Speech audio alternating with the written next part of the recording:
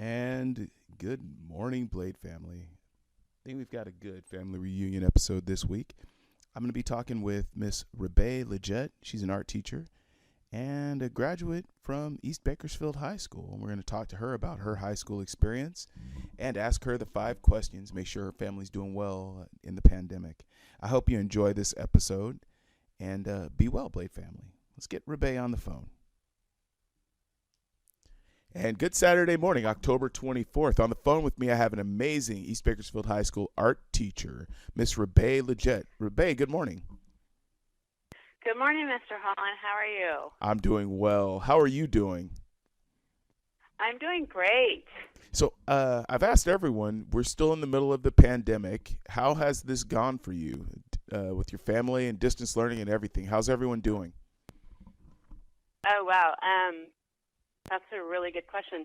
It's been a little roller coaster up and down. But, right now we're doing great. The summer was good.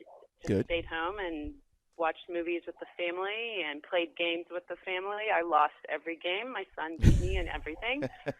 So that was great. A little a little pat on the back on that because, I tried, but oh well. And then now that school has started, that's been a struggle, trying to learn all the technology. Sure. But we're 9 weeks in, right? Yeah. 9 weeks in? Yep. And I think I have a handle on it now. Oh, finally. Very good. Very good. It's been an adjustment for everybody. How is your family's healthy, I take it? How did everything go with your family during the pandemic, the quarantine and everything? It's challenging, I know. But I'm glad to hear that y'all played games and are okay. Is everything still going fine? Oh, everything's going great. Yes. My daughter is away at college. When she came in, we had to do a 14-day quarantine with her. And then when she left earlier than normal because she had to do a 14-day quarantine when she got back to where, she's in Hawaii. And so that was okay. I just, missed her. And then other than that, my son's doing great. My eldest daughter's doing great. I have to say I am now officially a grandmother. Oh, wow. Yay. Okay. Yeah, I had my granddaughter was born 2 months ago. No, not even 2 months yet. It's almost 2 months ago. Wow. Congratulations. Thank you. That's awesome. That's awesome. I'm not a grandparent yet, but I have several friends now and colleagues that have become grandparents over the last year or so. It's really cool, really cool. Congratulations. Thank you. Yes, it is great. It's awesome. I even purchased my own shirt, said promoted to grandma 2020. Oh, wow. That's awesome. That's awesome. Yeah. Is your daughter I love it. and your granddaughter, are they here local? Yes, they were. Not they. She and her boyfriend were away in Washington State. Uh-huh. And when she became pregnant, they moved down. So now they're really close. They're only like a mile away from me. So I get to see my granddaughter pretty much almost every day. Awesome. Very good. Awesome. Yeah, So, I have more pictures of her than I have of my daughter. That's usually the way it works. I'm not going to give any details away, but one of our colleagues has a husband who also works in the district. And I was in a meeting with him yesterday. And I have meetings with her all the time. She works at our school. But every once in a while, I have meetings with her husband. And they have a granddaughter who I think is coming up on 2 now. But he had the background of her behind him on the little Zoom conference. And she's really cute. It was really funny because grandma doesn't do that. But grandpa, sure enough, has granddaughter in the background when he's in these meetings. So it was pretty cool. It was pretty fun. Oh yes, it's awesome. So clearly you're an East Sider. You went to East High. I think you grew up on the east side of town, and it sounds like then your daughter moved back and she's relocated back to the east side. Is that right? So the family is on the east side. Yep. Is what I'm hearing. Yeah. Yep, the whole family's on the east side. My parents still live in the house that I grew up in, that I went to East High in. My sister I'm the eldest of four. Okay. My sister is the youngest. She lives a block away from East High. My brother lives 3 blocks away from East High. And then my other brother, he lives with my parents when he's here in town. He's disabled, but right now at this moment he's in Chicago. Oh, wow. With his girlfriend. Yeah, so we're all right here close to East High, on the east side still. That's awesome. That's awesome. Yeah. I know that there's something about the east side of town where people, when they leave, they come back. I experienced that myself when I moved back to Bakersfield from Sacramento. I couldn't get my wife to really even look at houses on the other side of town. I mean, we were living on the east side of town, and that was that. And so, and it turns out I'm very glad that it worked out that way. I love it over here. So, yes, it's great over here. It is. It really is. So I want to make sure. What? Go ahead. Sorry. Oh, go ahead. I want to make sure No, you're good. Okay, I want to make sure I ask you, if someone's trying to find you, I need to make sure we identify your maiden name. I called you Rabae Lidgett. Is there a different name that they would find you under in the yearbook? Oh, yes. It would be Rabae Payne. Okay, Rabae Payne in the yearbook. All right. So yep. any alumni listening who's like, I think I know her, but Lidgett's not right. Yeah, now you know. It's Rabae Payne. Okay. Yep. All right, and you came up last week when I was interviewing Mr. Dominguez. So he said he's known you since y'all were 14 years old. So I think that puts y'all at least in close proximity of graduation. But what class were you? 1989, and actually Dominguez was a little off. Oh. He might have been 14. I was 13. Oh, okay. Well, all right. As long as that's out there and clarified, then we're good to go. And I hope he hears this. But, I doesn't make that mistake again. Yeah, I've known Dominguez for a long time. Yeah, I know you two are really close, and it's one of those things. You see that a lot at our school with friends that have gone back forever, and it's really a cool thing to see when we have our Christmas party or the other events that we have that are school-related, Hall of Fame. You're always there, and so is James. So it's really cool, really great. Oh, you know what I just thought of? What's that? You've also had my daughter. I mean, not you personally, but she was helping out volleyball, coaching volleybable. Oh. She coached Frost-Soft. Oh, what year was it? 2 years ago? It was before what? Maybe it was 3. I don't even.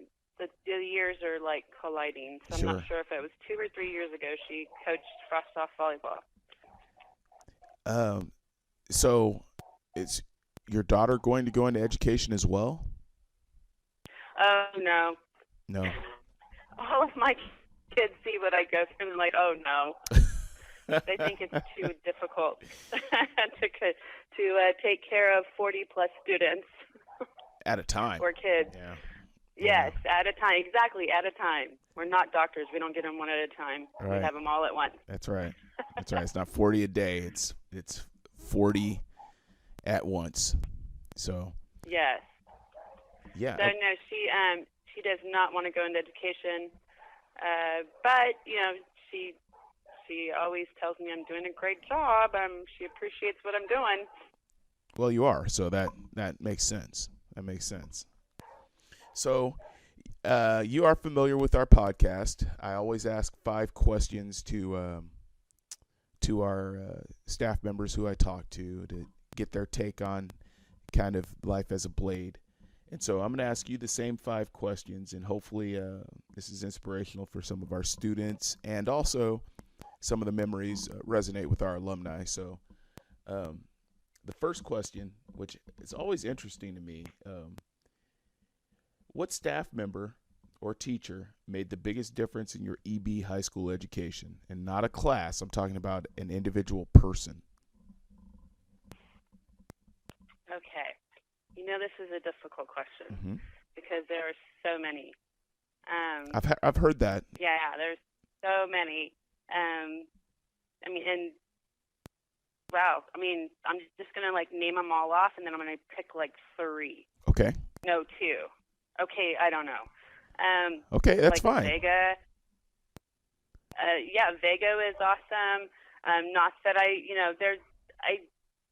wrote a little under the radar, so but Vega was awesome. All of the Vasquezes, Alex, AJ, Lee, Mr. Grimes, Schaefer, DeArmond, Mr. Mawson, Fred Gonzalez, Chichester, Ortega, Christensen, Dominguez, Saddam, of course, Gregor, Britton. But out of all of those, and these are the ones that I don't know if anyone's ever going to mention, but and you're going to laugh because a couple of the security guards made, they stood out to me. Probably because I, always got talked to, but I wasn't a bad kid. I was just a kid I was a social butterfly. Okay. Mr. Harvey Reyes, Estelle. Oh my gosh, Estelle was always like on me, but I know they were on me because they were trying to keep me straight. Right. Yeah. Jesse Reese. I mean, all of them were awesome. So I was Estelle and Jesse's boss for a couple of years, right? I was the school cop before they retired. Yeah. So Harvey I knew because he moved on and went into some counseling, and I actually worked with him over at the adult school. Oh, that's awesome. Right. So they were. It seemed like every time I walked around the hallways or walked down around the corner or around the hex, they were there. Yeah. Rabae, get over here. Yep. I can see Jesse. Rabae, mija, come here. Let me talk to you. Jesse was he. The thing about Jesse is when he retired, he was telling kids, "I remember your granddad. I remember your grandma. Mija, come here. Oh, that's crazy. You remind me of your grandma. She didn't like to go to class either. You need to go to class." I mean, that's how many families Jesse, mentored and reached out and impacted. I mean, that guy, he loved his job, and he'd recognize kids. "Oh, I saw you registering. You're living with your grandpa. I remember him." And I'm just like, "Holy Jesse." That is crazy. That's so much fun, though. It is. It's and Okay, for me, it's good memories. It's good so memories. I have one more person. Yeah, go for very it. good, awesome memories. Yeah. So I have one more person, but this other person wasn't a teacher at East High. Okay.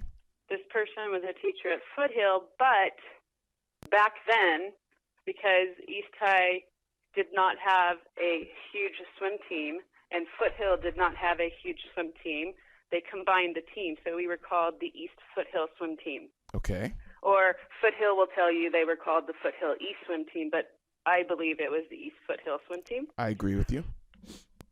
And that was Mrs. Jan Graves. Okay. So Miss Graves, who's now our trustee, impact. Was your swim coach in high school? Yes. Okay. Yes. All 4 years. That's awesome. So when you go back and reflect on it, you said there were a couple that stood out to you. Who would that be? Jan Graves, Mm-hmm. Mr. Schaefer, and Mr. Britton. Those 3 are probably, they left an impression on me, the 3 of them. I mean, everybody else was great. They left a lot of memories with me, but those 3 left impressions on me. So did you swim all 4 years? All 4 years, varsity swimmer. Okay, and that was all under Coach Graves, right? Yes. Yeah, so that makes a lot of sense. The 4-year athletes, if you're swimming under somebody, they are gonna make an impression on you. So I can definitely understand that. So we'll end with Dr. Schaefer. For anyone who's been away from East, if you moved away and you're tuning in to hear Rabae, and you had Dr. Schaefer as a math teacher as well, I'll just tell you now he runs the school district as the superintendent. So if you've been out of the loop, that's what went on with his career. What about Britton? Let's talk first about Britton. Mr. Britton was one of the teachers the coaches, I should say, coaches for academic decathlon team. Okay. And I was on the academic decathlon team. Didn't feel I should be there. I was just a social butterfly.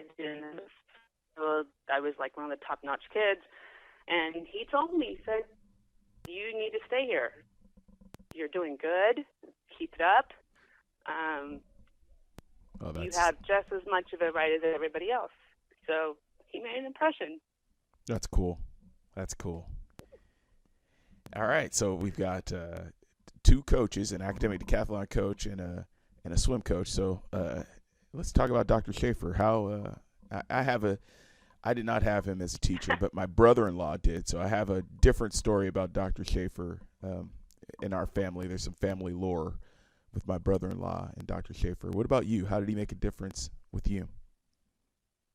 I was a freshman, and I was in a junior-senior math class. Oh, wow. That advanced in math. And so here I come, little old freshman into this junior-senior math class. And for some reason, all of the boys needed help. So they would come and ask me. Well, they actually wouldn't come to me. I had to go to them. And, Schaefer would always tell me, Rabae, go sit down, but I'm helping. Rabae, go sit down, but I'm helping. And so I got my very first and only educational referral by Mr. Schaefer. That's I awesome. wouldn't sit down. That's awesome. Yeah. Oh. So he has a memory like a steel trap. So I'm sure he's going to listen to this. He will hear that. So that's pretty funny. That's awesome. All right. Then I have to really stress first and only. And only referral. That's awesome. And only out of all of my educational years, first only. Now, he will say the reason why you didn't get any others is because he got you your freshman year and made sure he put the law down, made sure you didn't make any other mistakes, got you on the right track.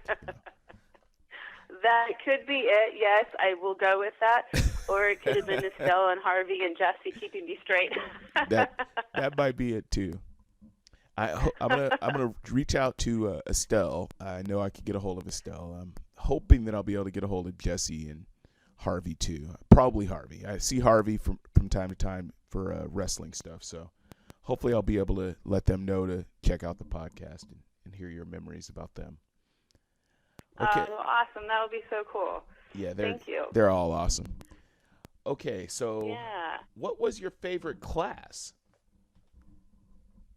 Oh. And this is not a person. This is the actual academic subject class room that you went to. Okay. But my class, yes, it could be considered academic, but my class wasn't my favorite one wasn't an academic class, really. What was it? It was an athletic class. It was swimming. Back then we had 7th period swimming.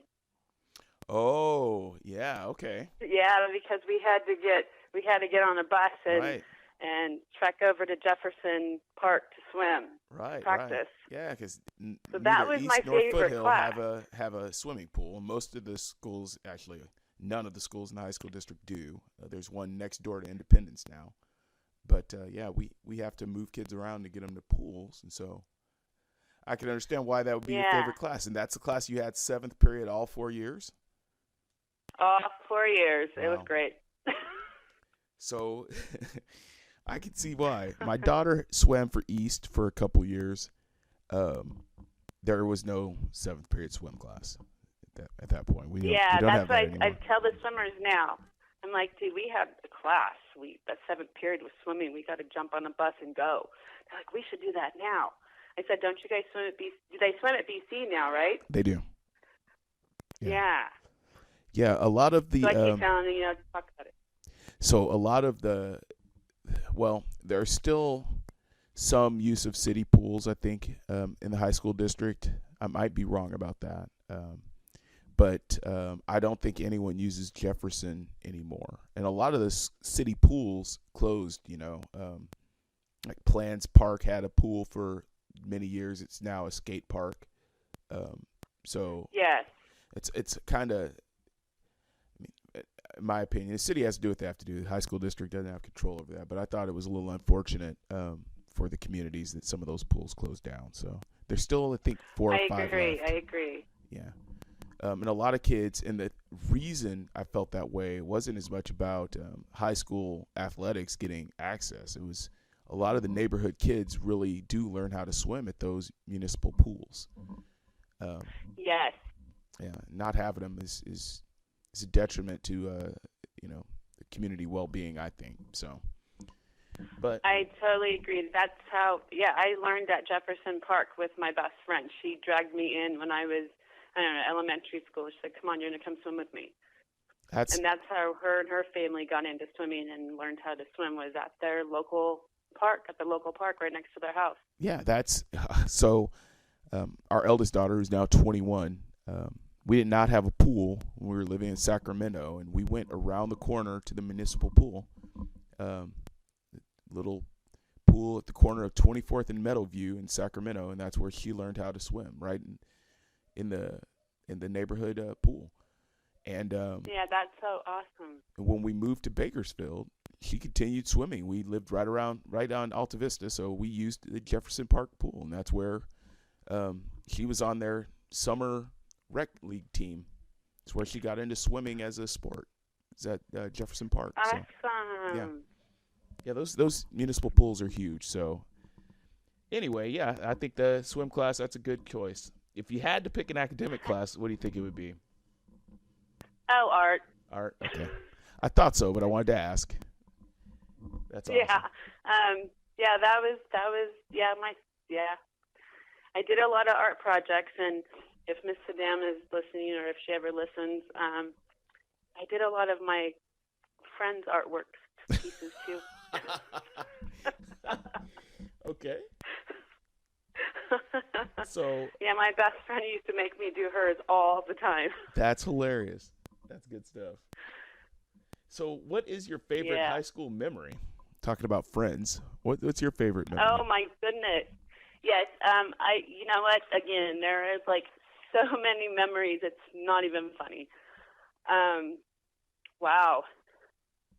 Okay, I have to connect it to my sport and my love, art. So one of them is swimming. Uh-huh.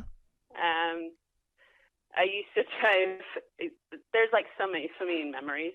I used to drive a brown little Honda Civic. Okay. Those small little 4-door Honda little Civic things, and it was brown. And I used to drive myself, my best friend, well, all my best friends, but we were Mexicans, Venezuelans, Filipinos. So it was just like a little brown little car coming with all of us darker girls coming to swim practice in our swimsuit and towel. I mean, that was just every morning, 5:30 in the morning. And then we had 7th period swim class, and then we would go back in the evening and swim at night. So we had practice 3 times a day. Wow. Sometimes. It was great. Oh, wow. And we would jump in the pool in February, and it'd be so cold, even though the pool was heated, but it was so cold. Right. It was just awesome. And we had our park. I mean, it was just, so, swim was awesome. When you get around, and I noticed this in an ice hockey rink years ago. When I was a kid, I played hockey. I'm not originally from Bakersfield. The smell of the rink brings back memories. So when you get around a big pool like that, the smell of the chlorine in the water, does it bring back all those high school memories for you? Oh, yes. Yeah. Yes. And now, when the swimmers, I tell all the swimmers, when you come out of practice, come to my class, bring me your towel. And I'm like, why? And I go, because I love that smell of chlorine. Yeah. Love it. Yeah, I used to tell my friends' kids, I was like, if you need a ride home from practice, call me. I'll go pick you up because I want that smell in my car. It's that memory, yeah. Yes. I totally get that. That's cool. So what's the other one? You had 2. What's the other memory for art? The art one was MAD, Mothers Against Drunk Driving. Uh-huh. always had a art contest, and I took third place one year. I don't even remember what year it was, but I took third place one year with my drawing, my poster drawing, and that was pretty awesome. Oh, that's to be cool. recognized for that. That's cool. What year were you in Yeah. high school when you did that? To tell you the truth, I don't remember. You don't remember? Okay. I do remember when I made Valley for swimming, though. That was my junior year. Oh, cool. Yeah, I was there. I was there physically, but I wasn't there mentally. So that's probably how it was with art. I was there physically, but not mentally. I was just shocked with the whole situation. Yeah. It's interesting when you have those moments in high school. The memory is almost like fuzzy. You know you did it. You know you were there, but you were so stunned by it that you can't really remember all the details of it and things. It's interesting. Yeah. Yep. Okay. So remember.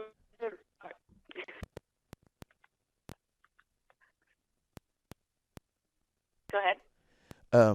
I'm sorry. So what was one piece of advice that you would go back and give yourself right before you started your freshman year?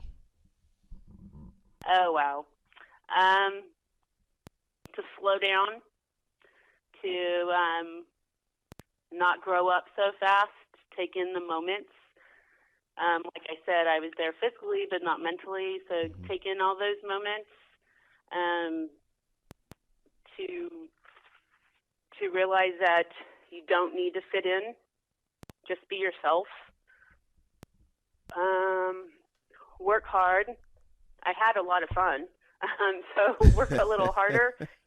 If I would have settled down, I would have got better grades. Right. But I was just, I just need to pass the class. And with my family, with my parents, passing the class was an A or a B. There was no such thing as a C or a D. Right. So it was, as long as I got my B, I'm good. So if I would have studied harder, I probably would have got A's. More than likely would have got A's. Right. But I was just doing what I had to do to pass my parents. Wow. Don't let other people influence you. I worried too much about what other people thought. I remember one girl didn't like me because I smiled too much. Yeah, crazy. But yeah, not to worry about all that stuff, just to be you. Yeah. And so yeah, that was pretty much that it. would be excellent advice to give yourself. I'll tell you. It doesn't sound to me like you really had regrets, though, in high school, which is good. And what advice would you give kids now? I'm sorry? What advice would you give our kids if you talk to an incoming freshman now? What advice would you give them? Some of them are going to be listening, so what would you say to them? Probably the same thing. I tell the kids now when I'm teaching to get involved, to join clubs, join sports, join, do things on campus, stay on campus, hang out, get involved in the lunch activities, because you only have one high school career. Right. That's it. You could have 20 college careers. You can, I'm already on my 6th career of college. Right. But you only have one high school career, so get involved. Do the best you can. Even though class might be, as they say, boring or hard, just try. Just try. You never know what you can do until you try. That's cool. And to smile. That's probably the most important, to smile. Always smile. Because if you give out a smile, someone's going to give you a smile right back. I could tell you, I think it makes a difference with you in the hall when kids pass by you, even kids who don't have you.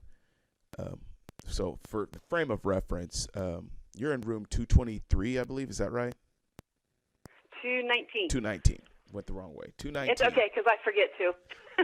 Room 219, and which is right in the middle of the big 200 building, I think, just outside of the library. And when kids are making their way through the halls, you're at your door every class period smiling, saying hello to kids and being there. And I think even if a student doesn't have you, just your presence doing that, smiling, is huge. So I appreciate you for that, for sure. Oh, thank you. I love doing that. I love smiling and making the kids smile, and I just love seeing smiles on their faces. And I think our It's kids just awesome. love it. I do. Okay. And the last question, and I'm going to ask you a little bit of a follow-up to this because of your experience. But so what does it mean to you to be a Blade? Wow. It means red and blue, go Blades, yeah. Oh, it means, wow, memories. It means memories. It means family. I mean, because all my memories are all my friends and all the teachers, and that builds a community. It builds a family. Heck, I mean, here I am with Dominguez again. Right. We're all grown up now, and it's just awesome. And you know, Duty was only 1 year ahead of us, and he's there. It's just so awesome to have that connection with people, to have that family feeling. Wow, yeah, that it's awesome when you can connect with someone with all those memories. It really is. All those memories came flooding in when I went to get back to teach at East High. When I stood in the art class, the original art class, all those memories came back. It was hilarious. Okay, so that's exactly what I was going to ask you. That's exactly the follow-up I was going to ask you. What was it like your first day back in that art room where you had these other memories? What was that like? Oh, it was, I'm telling you, it was crazy. I remember in the summer before the year started, this was my 6th year, so it was, 6 years ago when I walked in that room, and at the time they were using it for a science lab class, so they were changing it back to an art class. So I walked in, and I stood in the front, or what I consider is my front of my classroom now. It wasn't Miss Adam's front. So I stood there, and I was just looking into the room and out the windows because it leads out into the hex area. And all of these memories came back. I remember the desks we drew on. I remember my best friend, pleading to me, just draw my picture, please, come on. And I remember trying to tell her, I'm going to get caught. And she's like, no, you won't, just draw. And then other kids asking me, all those memories just flooded in. It was so weird. It was just awesome. I know it was. And then walking through the hallways, when I go through certain hallways, those memories come back. Every time I go in the cafeteria, the memories of the dances come back. It's the quad area. I sat in the senior park one day, just sat in there, and all of those memories came back. It was weird. It was just so awesome. That is amazing. I did not, as you know, I didn't go to East, but there are certain places on campus where I go, and this is just, my 15-year history with East High. There are certain places, the first classroom I taught in, and I go into that classroom, there are just a ton of memories that come back. And that's so cool. And that's just from teaching. I think when you magnify that by, being a student in that room and time, I think it's interesting to hear you say that. I think you're the first person though that I've talked to who's teaching in the subject that had the big impact on him in high school, in the teacher's room that had a big impact on him in high school, and so I wanted to hear your take on that. That's really cool. Yeah, it's great, and not only am I teaching at East, and I went to East.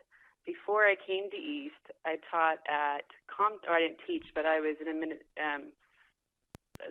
administration / teacher position at Compton Junior High, and that was my junior high I went to, and I had all the same feelings.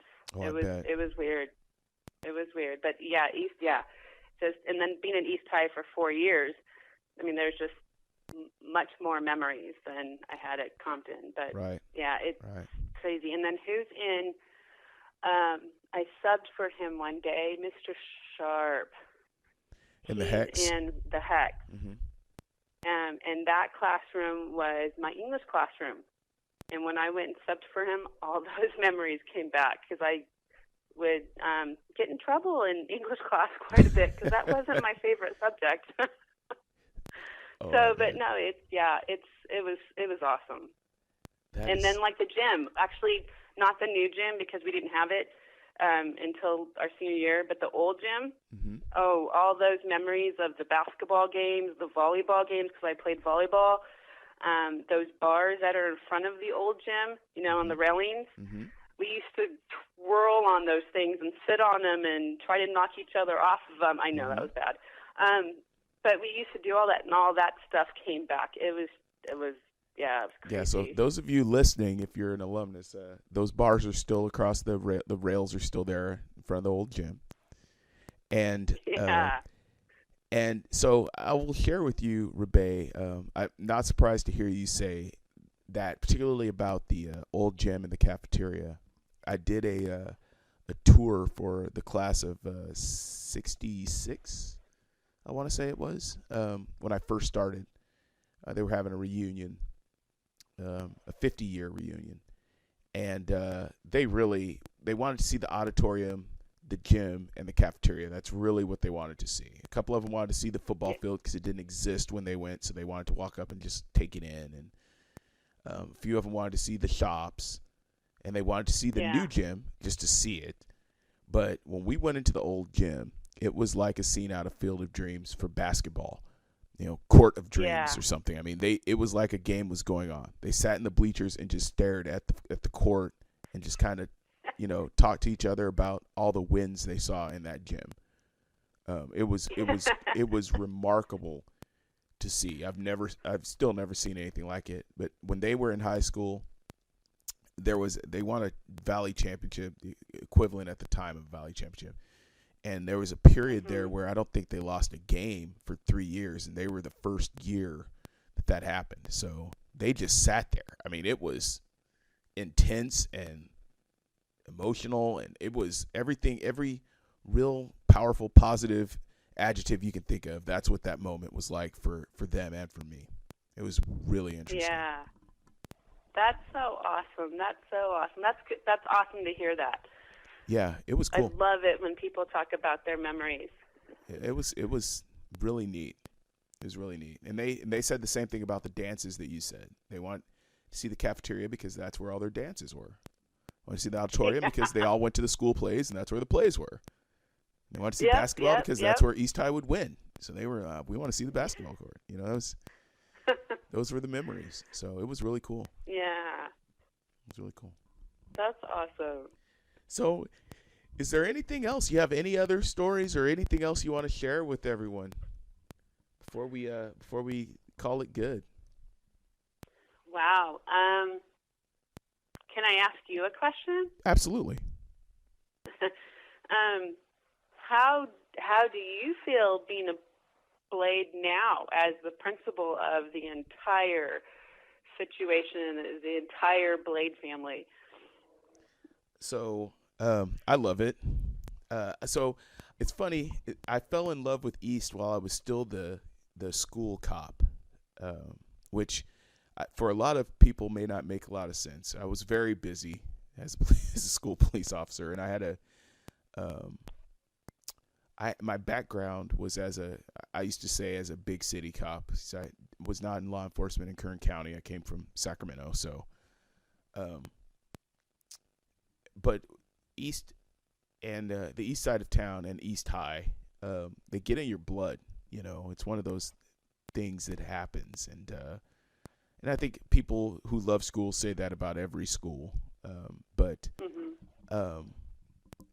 I can recall a couple of incidents, and I've shared some with the class of 2006, 2008, and 2007 when I talked to the students who graduated in there. We went through some things, and I remember the young freshmen that were there when I was starting as a police officer, and just how how much those kids loved the place and I wanted the best for those kids. It was the same for all the kids there, but I can remember the freshman class, my first year there as a police officer, making a huge impression on me. And so I kind of just loved those kids and fell in love with what was going on around that school. So when I got to teach at East, so I went right from being the school cop to being the teacher, and I was coaching the debate team. You just love it. You get to know the kids and the families really well. And I never taught an honors GATE class. I always had college prep English classes or general level English classes and debate.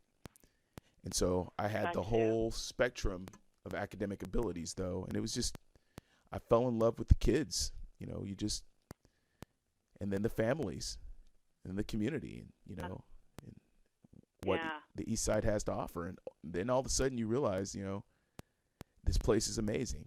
And I'll tell you that my favorite thing about East, because like I said, we used to live on Alta Vista, and I used to drive right down Flower Street from my house. I would literally turn right on Alta Vista, turn left on Flower, drive all the way from Alta Vista to Mount Vernon on Flower Street.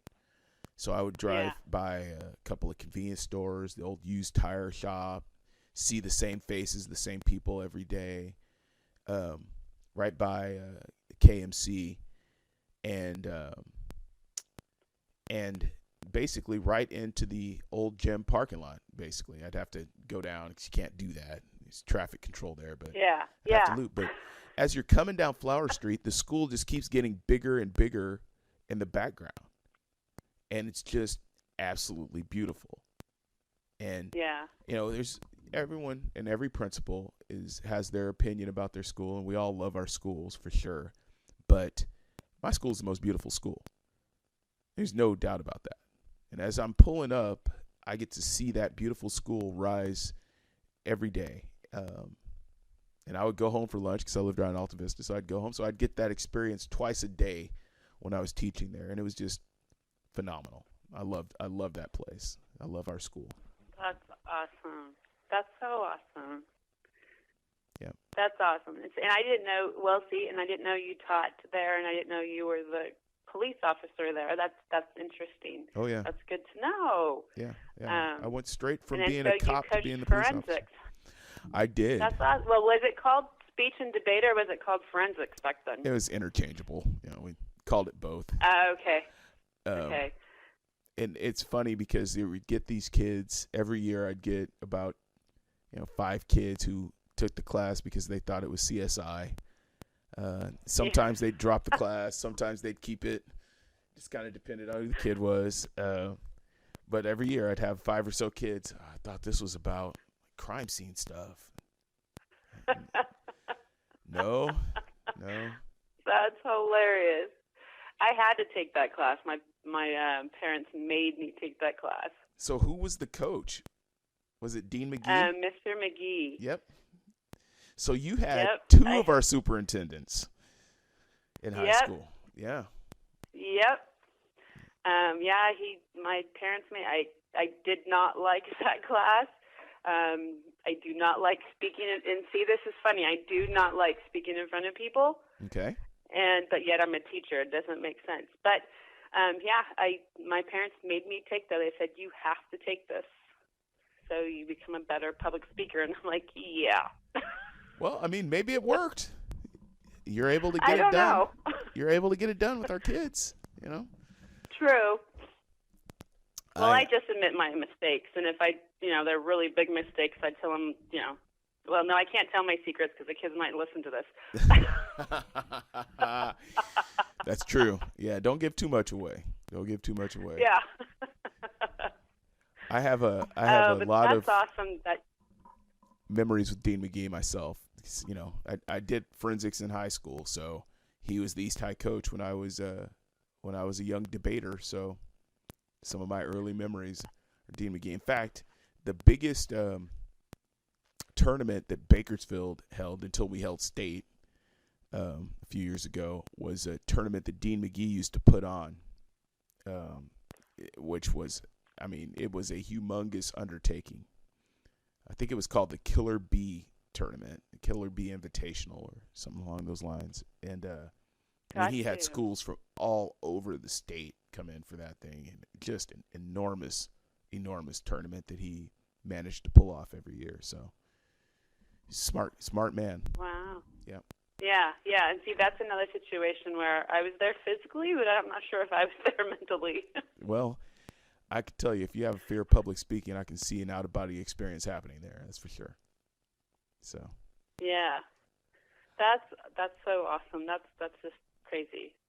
It's something else, I'll tell you what. But that's good, And yeah, I love these kids, even those hard-nosed kids. I love them all. But I do have to say, you know what? This distance learning is a struggle because I don't know my kids like I want to know my kids. Right. I mean, I have, almost 200 students, and I don't know them like I feel I should know them by now, and I want to know them by now. Right. But no, I love those connections. And yeah, I agree. I have, usually by this point, I have some freshmen that I'm already getting to know from out at lunch and things, and I have a freshman at East, and I haven't had a chance to, embarrass him in front of his peer group yet. Which is what I like to do at lunch. And did it with my sophomore when he was a freshman, so I have to do it to the new freshman. So, but you get to, one of the things about in-person learning is you do get to see the kids and check in with them and, build relationships and make sure they're okay and get to know them a little bit. And yeah, distance learning makes that harder at the minimum. That's for sure. Yeah. Yeah. Yeah. And Very true. it's part of why I think everyone gets into education too, is for those to develop those relationships and try to mentor kids to help them have a better outcome in life and stuff. So not being able to do that in person is challenging. Yeah. I agree. Completely. What else you got, Rabae? Thanks for asking the question. I appreciate it, by the way. Oh, there's just some. I could just sit and talk for days. I sit believe and reminisce for days. Most blades have those memories, so that's one of the cool parts about it. Yeah, and what's funny, I don't even know if this was planned or not. I'm going to have to ask. But last week or the week before, within the last 2 weeks, I've been getting a lot of old high school pictures from some of my high school best friends. And I'm just wondering, did this person know that I'm going to be interviewed pretty soon? I don't know. If so, the whole point of the podcast is I'm kind of starting. Like I said, I started back with Mr. Fuentes. He was episode 1, and I'm kind of rolling through our staff members or faculty who are graduates, and I'm doing it somewhat chronologically. It doesn't have to be, but it's somewhat chronological. So I think maybe your friend, if they have heard any of these, knows that you were going to be coming up at some point. But I'm going to... That could be. My plan is to touch bases with all of our faculty and staff members who are alumni, and then start talking to some of our Hall of Famers and branching out from there. So that's going to be awesome. Yeah. So how many staff members do we have that are Eastside graduates? Little over so we have over 200 staff and faculty combined. About 200, I want to say about 230 adults on campus, and about a quarter of them, maybe 40, 50 people, maybe a little more than that actually. But my last count faculty-wise, we were over a quarter of our faculty went to East. That's amazing. Yeah. That's awesome. That's amazing. So, You start And, getting yeah, up into once the you're a Blade, you're 20s. always a Blade, and you're staying on the east side. Yeah, I mean, and so up in the upcoming weeks, I'll have Mr. O'Reilly. I have to chat with him. I have to chat with Miss Arnold. I have Megan coming up. I mean, you remember the pictures that were in the 300 display case. I mean, all those pictures, most of those people are still on our team, and I got to start going down that list. I mean, eventually I'll get up into the 2000s and get to Eddie and Andre. There's we've got a lot of Blades at our school, so. Yes, I do remember those pictures. I had the students come tell me, Miss Lidgett, your hair was outrageous. And I was like, yep, that was the in thing back then. Yeah, it was, and it was interesting for me to pass by because I knew we had a lot of graduates on the staff, but Mrs. Munn took the time to get all those pictures organized and get them up, and it was pretty cool to see that visual reference point. So I'm gonna get through them all. I know at least one of our staff members who's an alumnus is not going to want to be interviewed. I'm going to try to sway him to change his mind. He has a sensitive job, so he's a little concerned about doing the interview, but I'm gonna try to convince him otherwise. Yeah, I've got a lot of people to get through. It's going to take me most of the school year just to get through our staff members and faculty who graduated from EB. Because I do believe we are at least at 40 people. Yes, well, that's awesome for you to do that. I mean, that's great. Take some time away from your Saturday to do this. This is awesome. I love it. It's fun to get to know people a little better anyway. But, 'cause even though I know you went to East and I know you swam, the stories are, why that was so important to you. That's how you get to know a person. And I know when you talk about Coach Graves, that's going to be something that resonates with a lot of the swimmers from your generation. So hopefully they'll listen and it brings back memories for them. So. Yeah. I agree. And I'm going to push swimming just, since I'm here, go swimming. Athletes go out for swimming. Anyone go out for swimming. It's awesome. It works out your entire body at the same time. Okay, there's my plug. All right. Nice. Nicely done. Nice way to segue right into that. That was good. All right, Rabae, you got anything else? Thank you very much. Oh, you bet.